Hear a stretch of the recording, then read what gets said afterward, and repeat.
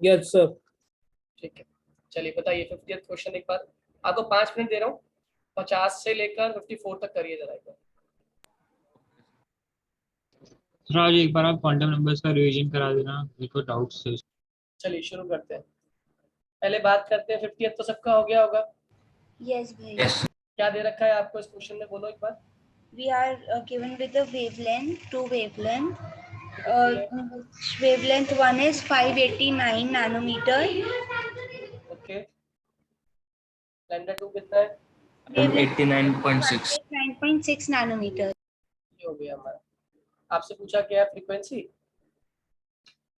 We have to find the frequency of each transition and the energy difference. निकाल दो new 1 new 2, निकाल पाओगे नहीं? निकाल लेंगे. E is equals to nu lambda से निकाल देना। जब दोनों की क्या निकल आएगी, फ्रीक्वेंसी निकल आएगी, फिर क्या निकालना है? Energy difference. E2 minus E1, और E2 क्या होता है? H new 2 minus H new 1। H common ले लेना, न्यू 2 माइनस न्यू 1 मल्टीप्लाई कर देना, आंसर आ जाएगा। हो जाएगा या नहीं? Yes, bhai. अगला बोलो। Next is the work function of cesium atom is 1.9 electron volt. जाओ जरा, क्या दिया है? 1.9 electron volt. साथ से कन्वर्ट कर लो जूल में।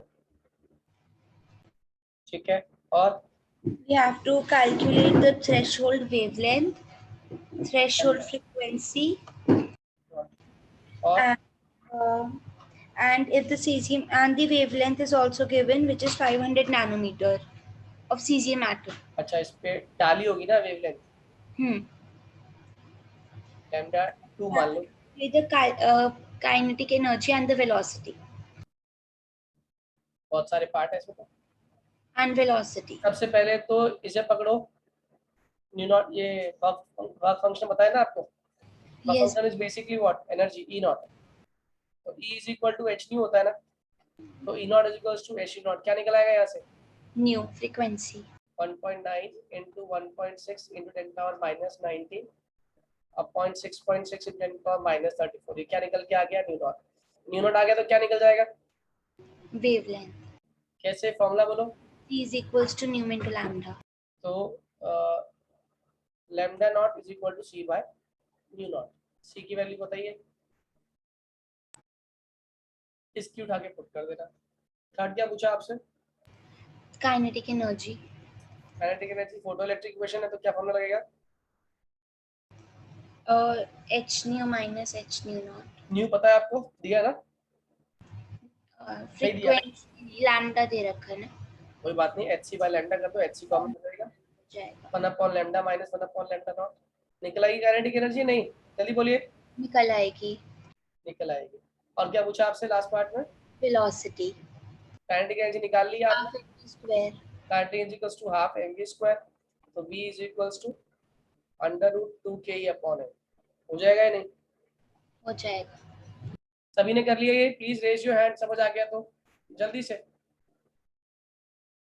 श्रद्धा, आर्या, विदुषी, वासु, दीपांशु, नितिन, गुड, सबको समझ आ गई। विदुषी समझ आ गया बेटे? डाउट है कुछ? ठीक है, नेक्स्ट बोलो, तुमसे कौन सा न्यू 52 बोलो जरा एक बार। 52 following results were observed when sodium metal is irradiated with different wavelengths. Calculate threshold wavelength and Planck's constant. The wavelength of the first part is given as 500. क्या ये? Wavelength. 500 And velocity. नहीं पता नहीं वो क्या है, velocity या frequency है. यूनिट बोलो, यूनिट। मीटर पर सेकेंड माइनस क्या होगा? velocity. 2.55 into 10 to the power minus 6.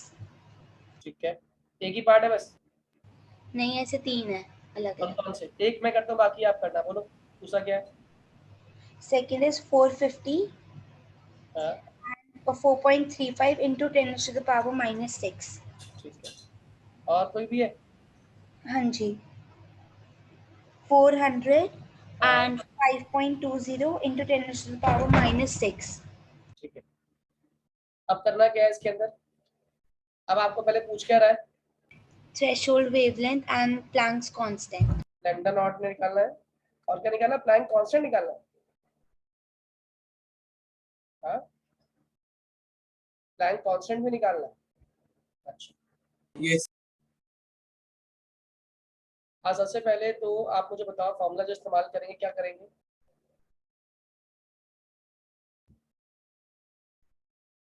हाँ या ना? हमें लैम्डा गिवन है, जल्दी बोलो। Yes. Yes, भैया.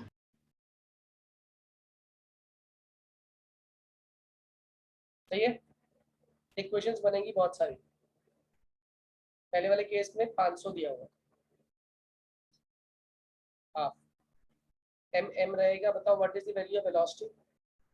2.55 into 10 की पावर -6. का स्क्वायर, फर्स्ट इक्वेशन। बताओ सेकंड क्या बनेगी?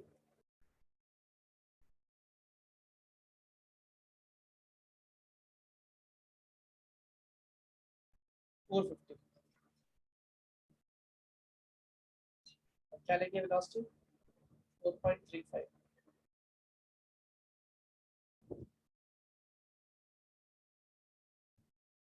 Second equation. थर्ड बोलो। 400।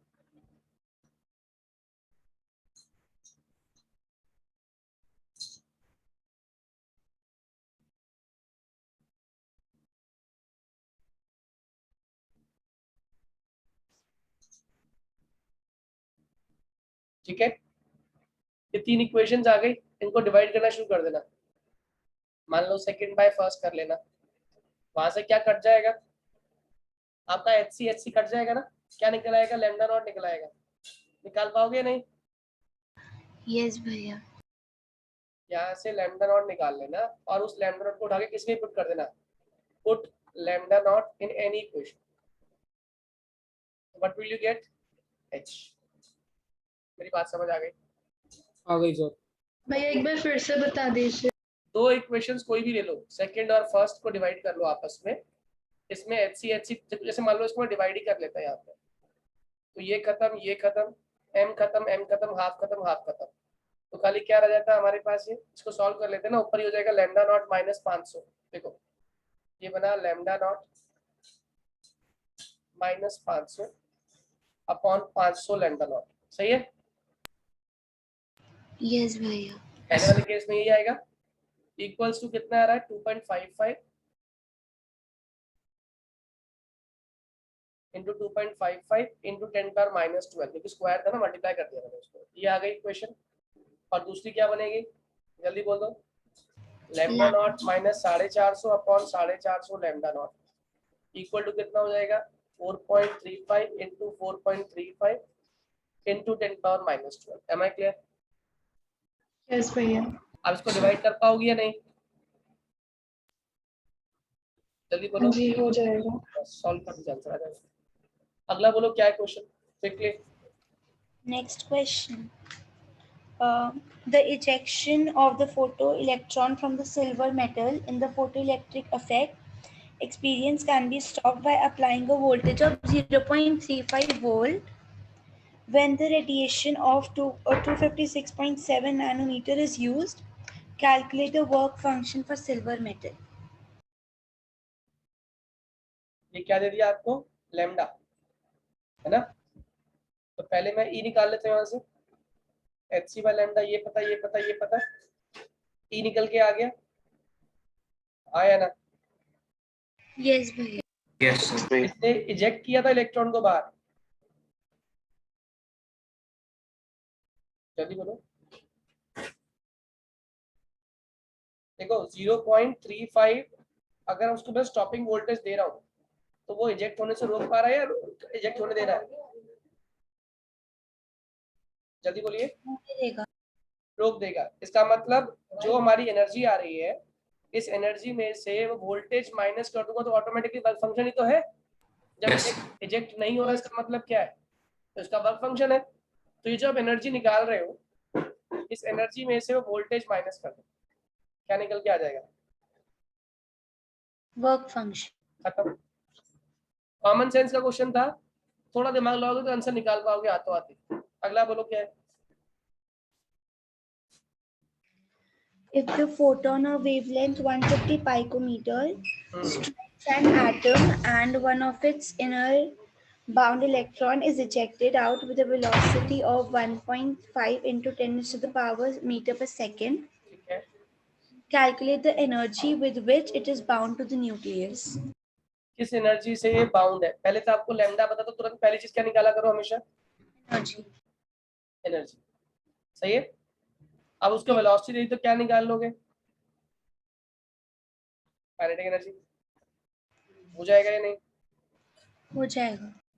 अब उसने पूछा energy with which electron was bound to the, Which यानी कि is bound to the basically nucleus. इसका वर्क फंक्शन पूछ रहा है। ये हो पाएगा या नहीं?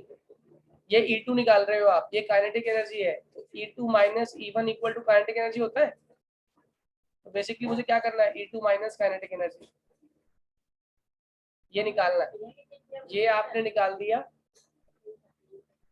ये आपने निकाल लिया, काइनेटिक एनर्जी आपने निकाल लिया, यहाँ से क्या निकल आएगा? E1। हो जाएगा या नहीं? Yes, sir. आइए जरा आप आगे फटाफट, थोड़ा टाइम कम लो, जल्दी जल्दी करो अगर रिविजन ज्यादा करनी है तो। अब क्वेश्चन नंबर 55 से लेके 61 फिनिश करो, और 5 मिनट में फिनिश करने हैं 55 से 61। कैलकुलेशन मत करना, फॉर्मूले पुट करते जाओ बस खाली। आया, पहले बताइए 55 में कौन सा फॉर्मूला लग रहा है? दिखिए दिया ही हुआ है तो सामने सामने। वो कह रहा है एमिशन ट्रांजिशन है पार्शियल सीरीज की, ऑर्बिट दिया हुआ n equal to 3 and start from orbit n and can be represented as this. 55 and 56 मुझे समझ नहीं आया। 55 की बात करने दो। Calculate the value of n if the transition is observed at 1285 nanometre. आपको पूछा उसने n की वैल्यू अगर ट्रांजिशन किस पे हो रही है? 1285 नैनोमीटर पे। कुछ भी नहीं करना है इसके अंदर। सबसे पहले ये देखिएगा,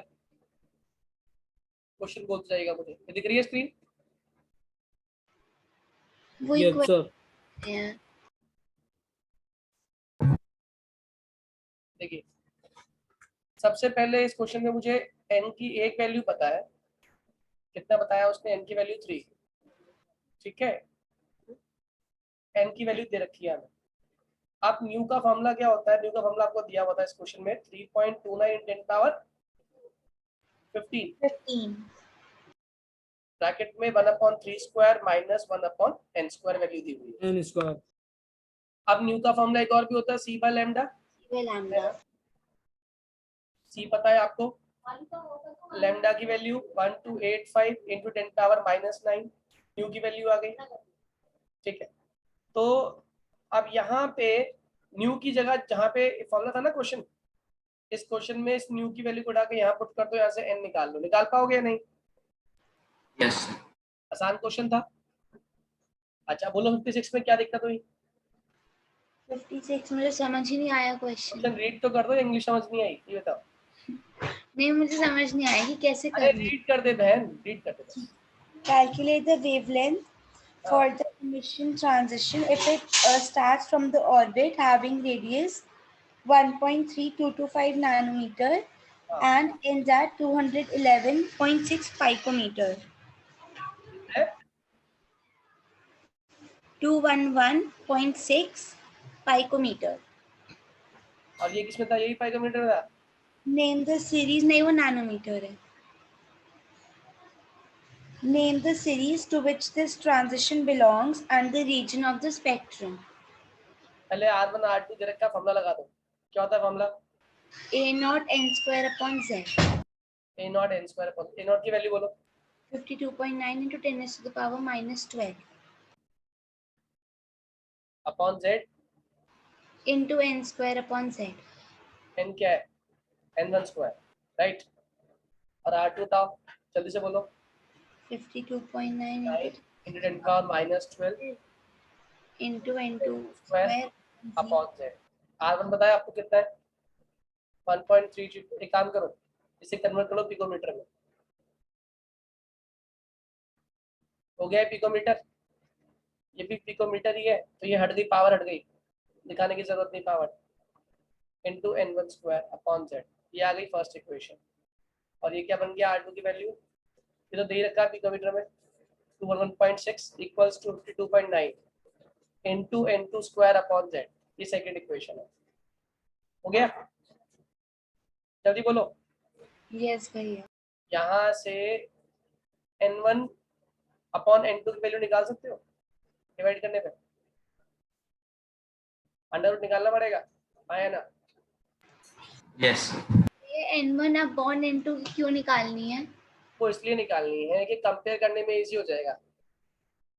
इसको डिवाइड करो जरा पहले एक बार, n2 बाई n1 निकाल सकते, कोई दिक्कत नहीं है, n2 बाई n1 निकाल दो, n2 निकाल लो, कोई डिफरेंस थोड़ी है।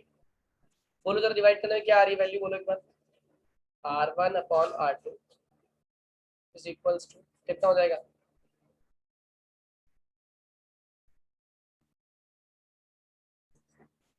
बाकी तो सब कट गया ना, Yes, sir. इक्वल टू में क्या आ जाएगा? ये कितने टाइम जाएगा?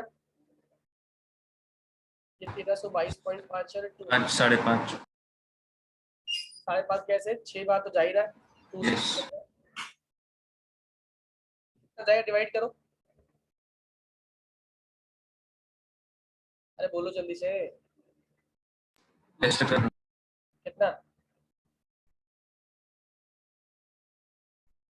कितना डिवाइड करने पे? 6.25. 0.25 equal to n1 square upon n2 square. अब 6.25 अंडर रूट है बेसिकली किसका? 2.5 का। 5 2.5. 5 is equals to n1 bye n2 और Yes. तो क्या लिख दूं मैं यहाँ पे? 5/2. तो दिक्कत नो सर। No, sir. यहाँ पे n1 क्या हो गया? n1 कहाँ से चालू हो रहा है? 5, n2 क्या हो रहा है हमारा? 2. 2। और पुट कर देना फॉर्मूले में और क्या निकाल देना वहां से? लेम्डा, लेम्डा निकालना ना, यस भैया। बस फिर उठा के पुट कर दो। Nu bar is equals to 109677 into z square की जरूरत तो है नहीं, 1 अपॉन 5 स्क्वायर माइनस 1 अपॉन 2 स्क्वायर। Am I clear? और न्यू बार निकल गया तो 1 अपॉन लेम्डा होता है न्यू बार, यहाँ से लेम्डा निकाल हो जाएगा या नहीं? हो जाएगा Yes. sir. चलिए Yes, अगला sir. बोलिए, अगला क्वेश्चन रीड करो। यस भैया। एक मिनट रुको, ये अगले वाले तो मुझे याद है डी ब्रोगली पे थे, एक मिनट रुको, मैंने आज ही कराया बच्चों को ना।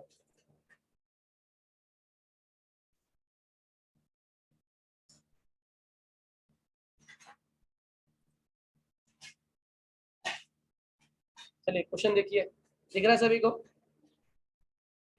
57 कह रहा है ड्यूअल बिहेवियर। ड्यूअल बिहेवियर बोलते दिमाग में कौन सा क्वेश्चन आता है, फॉर्मूला आता है डी ब्रोगली। Broglie. और क्या होती है वो डी ब्रोगली की wavelength? Lambda is equals to h upon m। क्या निकालना है इसमें? लैम्डा निकालना है, लैम्डा नहीं बी निकालना है ना, वेलोसिटी Yes. निकालने के लिए Yes. क्या था? नहीं लैम्डा ही का है, कैलकुलेट डी ब्रोगली वेवलेंथ का है 57 में। तो lambda is equal to h upon m में h पता है, m पता है, v पता है, लैम्डा निकाल पाओगे? Yes, sir. यस। आओ जरा 58 पे, इसमें इस बार वेवलेंथ दे दिया आपको एजनेट पिकोमीटर, कह रहा वेलोसिटी निकाल दो, फॉर्मूला क्या होगा? Lambda is equals to h upon m। उड़ा के पुट कर दो, तो यहाँ से lambda is equals to h upon mv से मैं यहाँ से v निकाल पाऊंगा या नहीं? यस। आ जाओ जरा 59 पे। If the velocity of electron in Bohr's first orbit is 2.19 in 10⁻⁶ meter per second, calculate the de Broglie wavelength. Again same formula. Yes, sir. आइए जरा 60 पे, the velocity associated with the photon moving in a potential difference of 10,000 volt is इतना. If the hockey ball of mass 0.1 is moving with the velocity, calculate the wavelength. Lambda is equal to h upon mv. Again इस वाले question में 1000 volt का कोई role नहीं है। कोई rule नहीं है, खाली बताने के लिए। ठीक है, अगला क्वेश्चन आइए जरा 2.61 पे। If the position of electron is इतना एक्यूरेसी दी हुई है प्लस माइनस 0.002 यानी डेल्टा एक्स दे दिया आपको, समझ रहे हो? हेजनबर्ग अनसर्टेनिटी प्रिंसिपल, इसमें आपको एक्यूरेसी दी हुई है प्लस माइनस 0.002 नैनोमीटर, इसका मतलब कितना हो गया? 2 इंटू 10 की पावर माइनस 3 नैनोमीटर यानी कि 2 इंटू 10 की power minus 12 metre. Am I clear? Yes. क्या निकालने के लिए कहा आपसे? Calculate the uncertainty momentum, delta P निकालना, निकाल पाओगे नहीं? आसान Yes. क्वेश्चन। देखो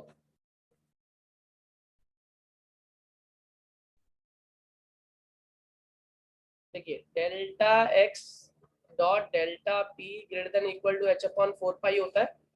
डेल्टा एक्स की वैल्यू हमने अभी निकाली थी 10⁻12, डेल्टा पी निकालना है, डेल्टा एच 6.6 10⁻34। इनइक्वालिटी इक्वल में कन्वर्ट कर देते हैं सॉल्व करते वक्त। 4 इंटू पाई की वैल्यू 3.14, उठा के पुट कर दो, डेल्टा पी आ जाएगा, हाँ या ना? Yes. Yes, sir. अब यहाँ पे ना एक चीज और दी हुई है उसने कहा यहाँ पे एक्चुअल मोमेंटम कितना है, एक बार दिखाता हूँ, एक मिनट रुको जरा।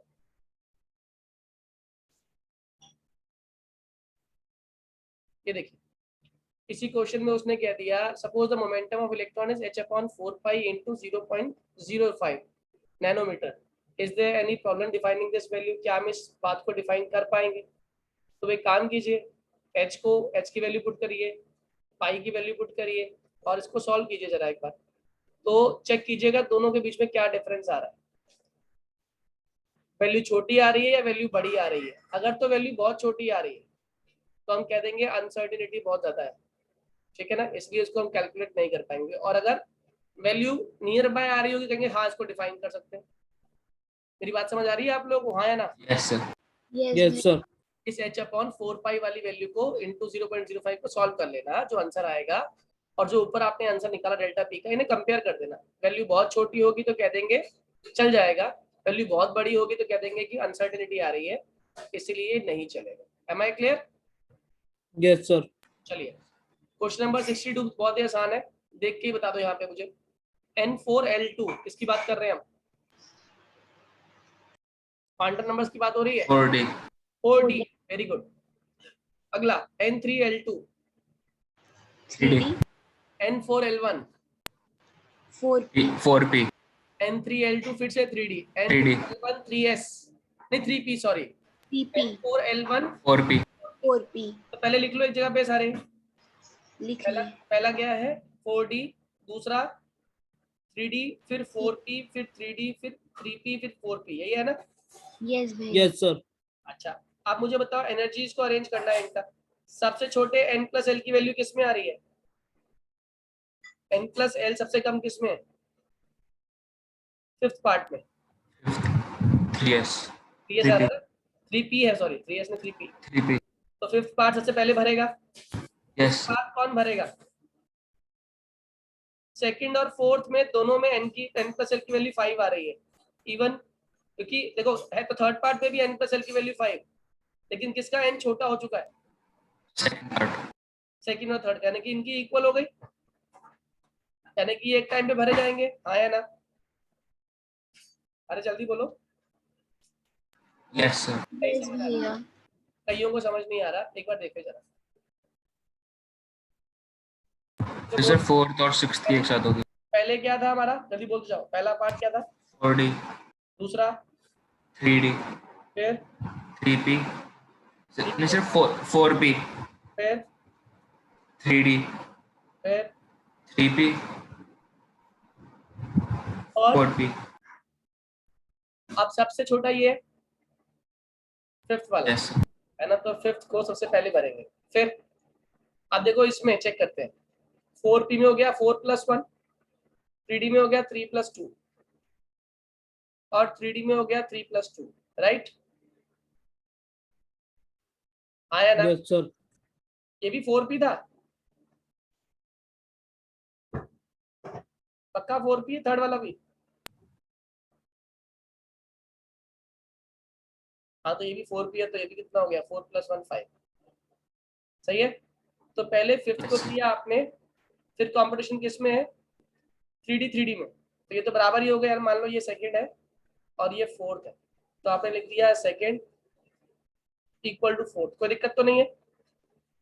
No, sir. आप बताओ किसको भरोगे और कौन कौन इक्वल है? थर्ड और सिक्स्थ. 5, ये 4+1 5 और ये 3D, नहीं ये नहीं 3D नहीं, कहाँ गए? हाँ 4P. 4P वाले को भरेंगे पहले। 4P कितना है हमारा? 4P थर्ड पार्ट, ठीक है, सिक्स्थ पार्ट. सही है। Yes, sir. थर्ड और 6 बराबर है, यस सर। और फिर क्या आ जाएगा लास्ट में 4. That is first part. कितने लोगों को ये बात समझ आ गई? आ गई सर। अगला क्वेश्चन देख लेते हैं जल्दी से.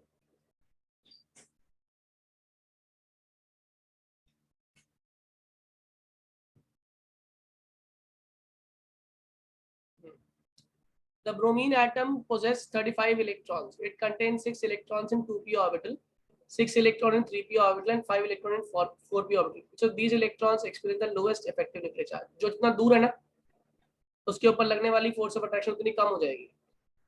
तो बता सबसे ज्यादा इलेक्ट्रॉन्स कौन से इलेक्ट्रॉन पास है सब में? इस पूरी कॉन्फ़िगरेशन में सबसे पास कौन है?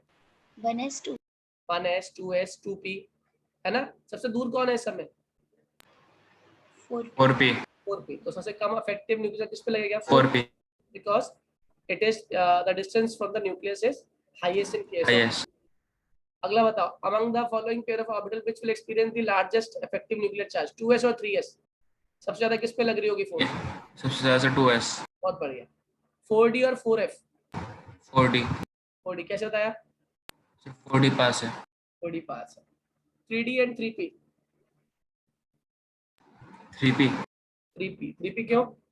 सर वो न्यूक्लियस से पास है. न्यूक्लियस के पास है. Unpaired electrons in air and Si are present in 3p orbital. Which electron will experience more effective nuclear charge from the nucleus? कह रहा है एल्यूमिनियम की कॉन्फ़िगरेशन क्या होती है? जल्दी बोलो.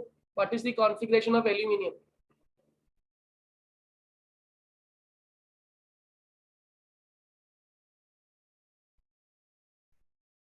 जल्दी बोलो. अरे एल्यूमिनियम 13 है ना, तो 1s2 2s2 2p6 2p6. 3s2 3p1. और सिलिकॉन कितना हो जाएगा? 14. Same same same same. यहाँ पे कितना हो जाएगा? 3p2. 3p2. आप बताओ किस केस में प्रोटॉन ज्यादा हो गए? सिलिकॉन. सिलिकॉन में, जिसमें प्रोटॉन शेल तो बराबर ही है, इसके बाद भी थर्ड यस. इसके बाद भी थर्ड शेल है. बताओ किसके अंदर फोर्स ऑफ अट्रैक्शन ज्यादा लगने वाली है? सिलिकॉन. कितने लोग को सिलिकॉन समझ आ गया? आ गया. आ गया सर. अगला बताइए. अनपेयर्ड इलेक्ट्रॉन ये तो हो गया हमारा. Indicate the number of unpaired electrons in phosphorus silicon chromium. चलो एक मैं कर देता हूँ, क्रोमियम कर देता हूँ. क्रोमियम का 24 कॉन्फ़िगरेशन होती है आर्गन. ये एक्सेप्शनल केस है, याद आया कुछ? Yes sir. 4s1 3d5. तो s में 1 इलेक्ट्रॉन और d में कितने? 5. एक इसमें अनपेयर्ड और 5 इसमें अनपेयर्ड. टोटल कितने हो गए? 6 अनपेयर्ड हो गए. हो जाएगा? Yes. Yes sir. चलिए बोलिए, how many subshells are associated with n equal to 4? कैसे निकालोगे? l की वैल्यू पूछ रहा है बेसिकली. कर पाओगे या नहीं? कर लेंगे. अगर n 4 है तो l क्या क्या होगा? 0 1 0 1 2 3. हो गया. कह रहा Yes, how many electrons will be present in subshell having m value of -12 for n is equals to 4. देखो टोटल इलेक्ट्रॉन्स कितने हैं? n हैव टोटल इलेक्ट्रॉन्स कितने हो गए? 2n स्क्वायर से निकाल दो ना, कल तो सिखाया था ये. 32. जिसमें प्लस हाफ वाले कितने होंगे? 16. और माइनस हाफ वाले कितने होंगे? 16. आंसर. कितने लोगों को पूरी स्टोरी समझ आ गई? आ गया. आगे सर. चैप्टर का हर एक क्वेश्चन हम लोगों ने किया है. उम्मीद करता हूँ